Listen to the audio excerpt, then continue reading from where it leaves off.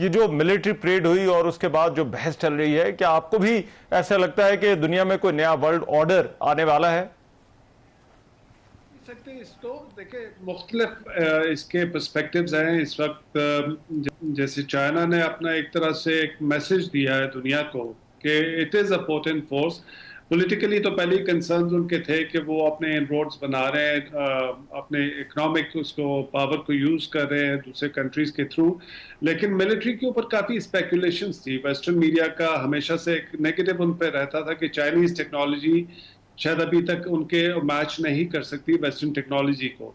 तो ये जो हाँ। कल की परेड थी उसके अंदर जो उन्होंने शोकेस किया है और कई उन्होंने जो आर्मामेंट्स अपने मिसाइल्स वगैरह जो शोकेस किए हैं वो थे जिनके बारे में शायद इतनी इंफॉर्मेशन नहीं थी। तो एक तरह से एक मैसेज है दुनिया को कि चाइना एक पीसफुल राइज की तरफ तो जा रहा है, लेकिन साथ साथ वो अपनी एक मिलिट्री पोटेंशियल भी उसकी इतनी है अभी कि वो अपने चैलेंजेस को, अगर सिक्योरिटी चैलेंजेस को वो डील करना हो तो उसके पास ये अपनी सलाहियत है। So it was a significant event कल जिस तरह से उन्होंने इसको शोकेस किया ठीक है। है। अब आनंद, ये जो ट्रंप की स्टेटमेंट्स हैं सोशल मीडिया के ऊपर, एक तो पहले उन्होंने कहा कि साजिश कर रहे हैं और नेक ख्वाहिशात जो है वो उनको जो है वो देने का कहा। आज भी उन्होंने इस हवाले से अपना बयान दिया है। इसको आप किस तरह से देखते हैं? क्या अमेरिकी कंसर्न इन मीटिंग्स के हवाले से वाकई संजीदा है?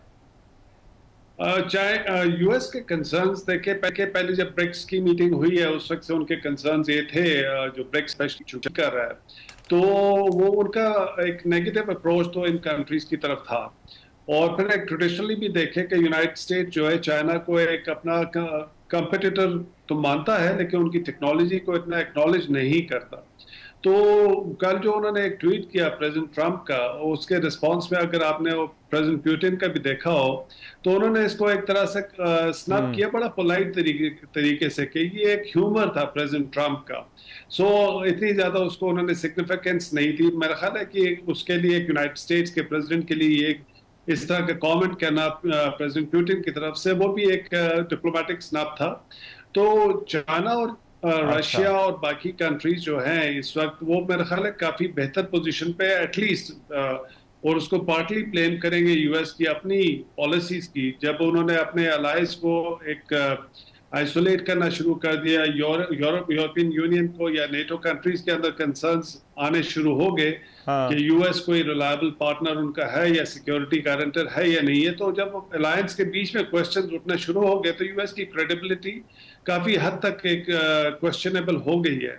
तो उसके अंदर चाइना को एक राइट। स्पेस भी मिली है अपनी पावर प्रोजेक्शन की। इकोनॉमिकली तो ऑलरेडी वो कर रहा था, अब वो डिप्लोमेटिकली भी और पॉलिटिकली भी जो एससीओ का समिट हुआ ये एक पॉलिटिकल सिग्नलिंग भी काफी स्ट्रांग थी यूएस की तरफ से। अच्छा, और अब ये जो मुमकिन तौर पर अगर कोई इस तरह के अलायंसेस जो है वो बनते हैं, तो आपको लगता है जिस तरह के अलायंसेस कोल्ड वॉर में थे कि मुल्क या एक तरफ थे या दूसरे मुल्क की तरफ थे, दूसरे ब्लॉक में थे, उसी तरह के होंगे, या फिर ये कोई एक नया मॉडल हम देख सकते हैं? कोल्ड वॉर की तरह शायद उस तरह से जिसमें आप कह लें कि वॉर्सो और नेटो या दो सिक्योरिटी अलायंसेस थे या ग्रुप्स थे, शायद उस तरह से ना हो। जी। ये मल्टीपोलर तो रहेगा, क्योंकि चाइना की अप्रोच काफी डिफरेंट है। वो मिलिटरली कन्फ्रंट नहीं करना चाहता यूनाइटेड स्टेट्स को, वो वॉर्स में एम्ब्रॉयल फिलहाल नहीं होना चाहता। तो उनके अगर आप स्लोगन भी देखें कल उनकी स्पीच पे प्रेसिडेंट जी की, तो वो पीसफुल राइज की बात करते हैं, वो सिक्योरिटी फॉर ऑल की बात करते हैं, वो डेवलपमेंट फॉर ऑल की बात करते हैं। तो उनकी जो अप्रोच है वो इस वक्त कन्फ्रंटेशनल नहीं है। तो उसमें मेरा ख्याल है कि काफी सारे कंट्रीज जो बॉर्डर लाइन पे भी हैं वो इस अप्रोच से ज्यादा एमिनेबल होंगे, इवन यूरोपियन कंट्रीज भी, बिकॉज उनका बहुत ज्यादा ट्रेड का डिपेंडेंसी है चाइना के ऊपर, उनको भी ये अप्रोच शायद सूट करेगी। जी।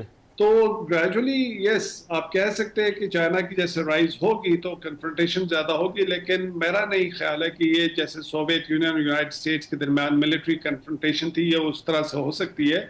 ये डिफरेंट हाँ। इसकी डायमेंशन हो सकती है, पॉलिटिकल भी हो सकती है जिसके अंदर नए रीजनल अलायंसेस ठीक। बन सकते हैं, इकोनॉमिक डेफिनेटली उसमें चाइना का मेजर इन्फ्लुएंस होगा ग्लोबल लेवल पे। फिर मिलिट्री भी आई थिंक वो अच्छा। उस तरह से नहीं होगी ग्लोबल कन्फ्रंटेशन मिलिट्री लेवल पे, एक रीजनल लेवल पे अलायंसेस शायद बन सके। लेकिन अभी तो ये एक स्टार्ट हुआ है, ठीक है, एक उनका राइट। मैसेज जो लाउड एंड क्लियर चाइना की तरफ से आया है कि चाइना इज हियर टू हाँ, स्टे, और फ्यूचर में वो इस तरह की चीजों की तरफ जा भी सकता है अगर यूनाइटेड स्टेट्स ने अपना रवैया तब्दील नहीं किया। ठीक है। और पाकिस्तान के लिए आदिल सुल्तान साहब क्या चैलेंजेस होंगे? पाकिस्तान चूंकि हम यूनाइटेड स्टेट्स के साथ भी एक रिलेशनशिप रखना चाहते हैं अपने इंटरेस्ट की वजह से, और चाइना के ऊपर भी हमारा हाँ, काफी उनके एक ट्रेडिशनल हमारा रिलेशनशिप तो है और डिपेंडेंसी भी है। तो ये एक चैलेंज तो है पाकिस्तान के पास कि जी किस तरह से इनको बैलेंस किया जाए। इवेंचुअली जब यूनाइटेड स्टेट्स और चाइना की कन्फ्रंटेशन अगर मजीद बढ़ेगी, जो कि लाइकली है, तो पाकिस्तान के लिए कोई डिसीजन लेना तो जरूरी होगा। इसका ये मतलब नहीं है कि वो अच्छा, जेटसन करके या एक ठीक। अपने पार्टनर को या एक कंट्री को नाराज करके दूसरी तरफ चला जाए, नहीं। लेकिन जितना जितना इनकी कन्फ्रंटेशन या कंपटीशन चाइना और यूनाइटेड स्टेट्स का बढ़ेगा, तो जो ठीक है। पाकिस्तान है या पाकिस्तान जैसे और कंट्रीज है जो वेस्ट के साथ या यूनाइटेड स्टेट्स के साथ भी एक एमिनेबल रिलेशनशिप रखना चाहते हैं और चाइना के साथ ज्यादा कोलैबोरेशन करना चाहते हैं, उनके लिए चैलेंज होगा और डिप्लोमेसी के लिए कि किस तरह से ठीक, बैलेंस रखा जाए इस चीज के। राइट। लास्टली भारत के लिए क्या प्रोस्पेक्ट्स आप देखते हैं? इंडिया के लिए जरा जरा मुश्किलात और बढ़ गई है, क्योंकि उन्होंने एक डिसाइसिव अपना एक किया था कि जी वो अब यूनाइटेड स्टेट्स की तरफ काफी टिल्ट हो गए थे, और उनकी जब हम 2005 से देख रहे हैं स्ट्रेटेजिक पार्टनरशिप जिसके बहुत सारे डायमेंशंस है, इकोनॉमिक है, पॉलिटिकल है, और जी, मिलिट्री सबसे ज्यादा सिग्निफिकेंट है, और ज्यादा उसके मिलिट्री के अंदर जी, जो उनकी कोलैबोरेशन थी।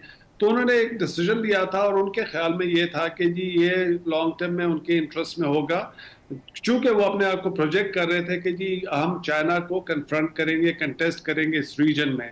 तो इसी ठीक, नैरेटिव को उन्होंने सेल किया, जिसको यूनाइटेड स्टेट्स ने भी एक्सेप्ट किया और वेस्टर्न कंट्रीज ने भी किया। तो इंडिया के अंदर यूएस की इन्वेस्टमेंट काफी हुई, लाइक वाइज इंडिया ने काफी अपना पॉलिटिकल कैपिटल इन्वेस्ट किया था अपने आप को डिस्टेंस करने के लिए रशिया से, और यूएस के साथ चला जी, गया। तो अब जो ये चीजें जो रिसेंट इवेंट्स हम देख रहे हैं, जैसे प्रेसिडेंट ट्रंप डील कर रहे हैं प्राइम मिनिस्टर मोदी को, और इंडिया की पोजीशन बड़ी ऑकवर्ड सी हो गई है, बिकॉज वो चाइना को जिस तरह से डील कर रहे थे अच्छा, पहले, ठीक अब है, उनके पास ऑलराइट, ऑप्शंस जरा कम हो रही हैं। लेकिन इवेंचुअली इंडिया चूंकि एक हाँ, बड़ा कंट्री है, उसका पोटेंशियल, उनकी इकोनॉमी, उनके और जो उनकी अट्रैक्शंस हैं बाकी पावर के लिए, तो इनको ग्रेजुअली चाइना भी उनके साथ एक वर्किंग रिलेशनशिप रखना चाहेगा। रशिया के डेफिनेटली उनके साथ रिलेशंस हैं, लेकिन फिलहाल इंडिया के लिए जो अच्छा, मुश्किलात है वो जरा ज्यादा लग रही हैं कि वो ट्रंप को किस तरह से ठीक। डील करे और चाइना को भी ओपनली कन्फ्रंट ना करे इस रीजन में रहते हुए।